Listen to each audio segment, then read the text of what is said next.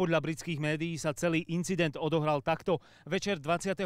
mája prišla Moira Jones od svojho priateľa domov. Odparkovala auto a kým stihla prísť k dverám domu, niekto ju schmatol a odvliekol do parku, kde ju mal brutálne znásilniť a zavraždiť. Na druhý deň ráno našli jej telo v parku. Pár hodín potom sa niekto dokonca pokúsil vykradnúť jej auto.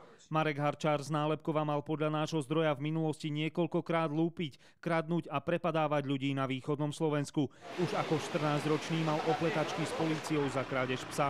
Záznamy o jeho kriminálnej činnosti sú mimoriadne obsiahle. Naposledy sa podľa polície vlámal do domu pred 3 rokmi. Z basy do basy. Prišiel domov a už čo zrobil a už išiel nazad. To je známy tu tak zlodej Nálepkova. Ďalšou záhadou je, prečo išiel Marek 1. júna z Glasgowa do Londýna, odtiaľ do Českej republiky. Nakoniec skončil doma na východnom Slovensku.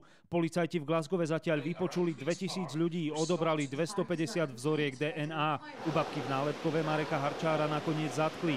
Vôbec to pritom nevyzeralo, že by sa ukrýval. Policajti urobili domové prehliadky v dome jeho rodičov aj starej mamy.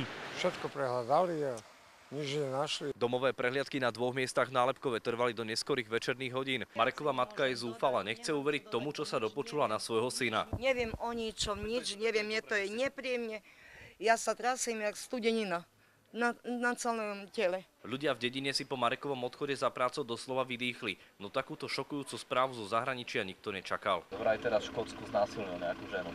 Ježišmaria. Nie je zlý chlapec, ale jak si vypije, tak.